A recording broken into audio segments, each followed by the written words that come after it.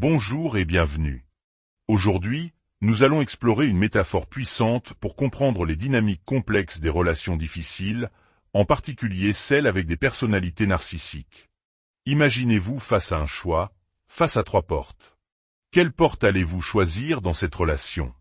Car bien souvent, ces relations sont une succession d'impasses, un labyrinthe sans issue. Alors, regardons ensemble ces options. La première porte est celle de l'autoculpabilisation. C'est la porte que l'on pousse en se blâmant sans cesse, en se sentant mal de ne pas avoir réussi à rendre la relation meilleure. C'est la porte de l'épuisement, où l'on se dit « si seulement j'avais été plus patient, plus compréhensif, si seulement j'avais fait plus d'efforts ». On porte le poids de l'échec sur nos seules épaules, sans voir que le jeu était peut-être faussé dès le départ. La deuxième porte est celle de l'engagement perpétuel. En choisissant cette porte, on se retrouve piégé dans des batailles quotidiennes, des discussions sans fin qui ne mènent nulle part. C'est le monde du gaslighting, cette manipulation insidieuse qui vous fait douter de votre propre santé mentale, et des salades de mots, ces discours incohérents conçus pour vous embrouiller et vous épuiser. Chaque jour est un combat, et à la fin, ironiquement, on finit quand même par se blâmer. Et puis, il y a la troisième porte. La porte du désengagement. Se désengager ne signifie pas nécessairement partir.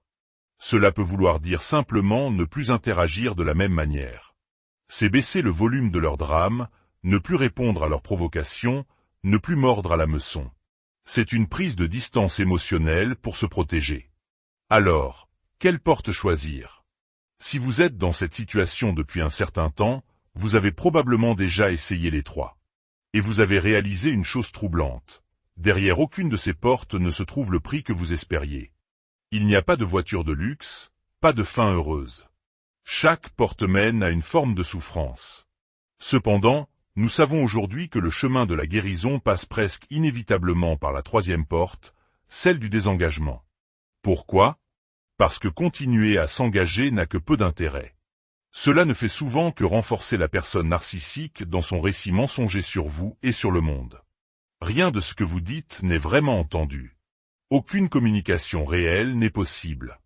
S'en tenir aux faits, rester ancré dans votre vérité est la seule façon d'avancer, ce qui, en essence, signifie ne plus s'engager dans leur chaos. Le désengagement et ce que l'on appelle l'acceptation radicale vont de pair. Lorsque vous vous désengagez, même si c'est avec tristesse et à contre-cœur, c'est que vous avez compris. Vous avez reconnu qu'il n'y a plus rien à faire et vous voyez enfin la relation pour ce qu'elle est vraiment, sans l'illusion d'un espoir de changement. La partie la plus difficile du désengagement, c'est que l'on se sent encore mal. Beaucoup de gens disent qu'en se désengageant, ils ont l'impression de devenir manipulateurs à leur tour. Ils peuvent ressentir de la tristesse, de la culpabilité ou même de la pitié pour la personne narcissique qui n'a plus personne pour alimenter son drame. Mais est-ce vraiment de la manipulation ? La plupart des gens arrivent au désengagement après avoir réalisé qu'il n'y a absolument rien qu'ils puissent dire ou faire pour être compris, pour communiquer un besoin essentiel ou pour changer la perception déformée que l'autre a d'eux. Quand on vous répète sans cesse « Tu obtiens toujours ce que tu veux, tu es trop sensible, personne ne fait jamais rien ici », vous êtes face à une distorsion de la réalité. Le désengagement n'est plus une tactique, c'est un acte de survie. Si vous vous désengagez pour obtenir passivement quelque chose, c'est de la manipulation. Mais si vous vous désengagez parce que vous reconnaissez formellement que c'est une impasse, c'est de la survie. Ce désengagement est un pas crucial vers la guérison. Non seulement il cimente l'acceptation radicale, mais il vous empêche de gaspiller une énergie précieuse dans une relation qui vous vide. Il vous aide aussi à commencer, petit à petit, à défaire le lien traumatique qui vous retient captif. Ce n'est pas facile, car même si votre intellect a compris, votre corps et vos émotions continuent de réagir. Dans les moments de vulnérabilité, vous pouvez vous retrouver aspiré à nouveau dans les mêmes conversations stériles. Et ce n'est pas grave.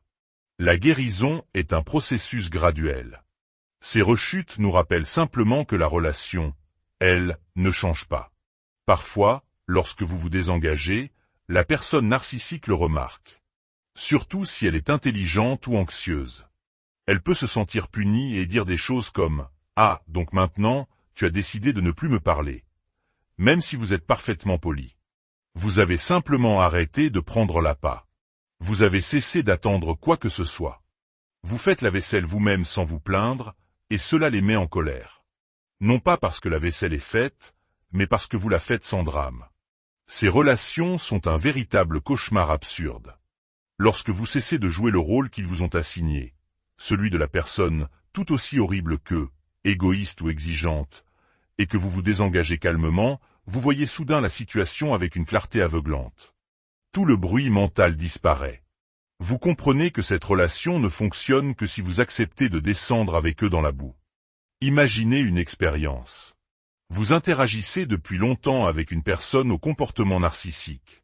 Vous avez totalement accepté la situation et vous êtes complètement désengagé. Vos interactions sont polies, superficielles. Vous parlez de la météo.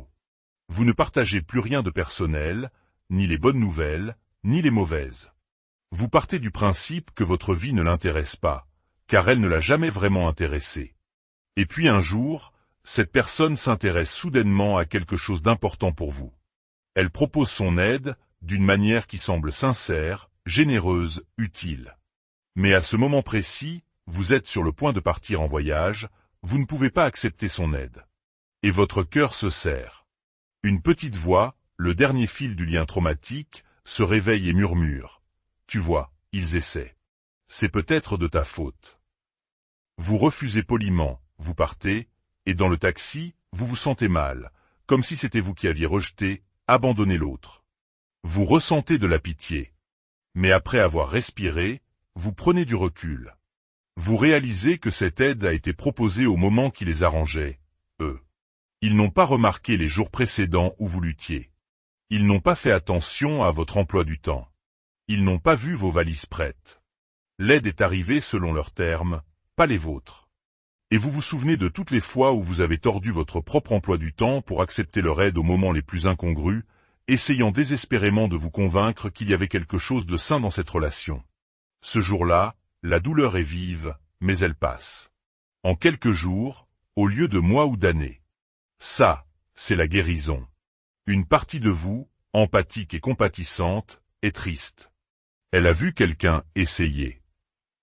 Mais une autre partie, plus sage, c'est qu'ils ont simplement fait ce qui fonctionnait pour eux, sans jamais réellement penser à vous. Lorsque l'empathie rencontre la sagesse, c'est là que la guérison se produit. La situation reste pénible, mais pour une durée beaucoup plus courte. Alors, pour résumer vos options. La première, continuez d'essayer de bien faire, de communiquer, pour que cela ne fonctionne jamais, et finir par vous blâmer de ne pas avoir essayé plus fort. La deuxième, continuez de vous engager dans des disputes sans fin, du gaslighting, et vous demandez si vous n'êtes pas en train de devenir aussi toxique qu'eux. Ou la troisième, vous désengager, poliment mais fermement, et ressentir de la culpabilité ou de la pitié, surtout dans les rares moments où ils se comportent comme vous auriez toujours voulu qu'ils le fassent. Je préfère toujours la porte numéro 3. Car avec le temps, c'est le seul chemin qui mène à une véritable acceptation et à la guérison.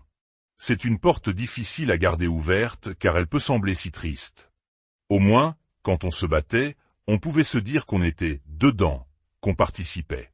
C'est parfois plus facile que d'admettre qu'on a enfin arraché leur masque et vu ce qu'il y avait derrière. La sagesse empathique, c'est le désengagement. Il ne s'agit pas d'être cruel. Il s'agit de marcher sur ce fil ténu où l'on se protège tout en gardant de l'empathie pour l'autre. Il s'agit de voir clairement la situation et d'avoir de la compassion pour vous-même et même pour eux dans les jours difficiles. Le désengagement n'est pas le traitement silencieux, ni l'agressivité passive ou une punition. C'est la prise de conscience à son plus haut niveau. Mais à cause de la nature de ces relations, cela fait encore mal. C'est donc une porte qui grince, une porte désagréable, mais elle est probablement bien meilleure que les deux autres. Si ces mots trouvent un écho en vous, n'hésitez pas à les partager. Parfois, une simple idée peut éclairer le chemin d'une autre personne.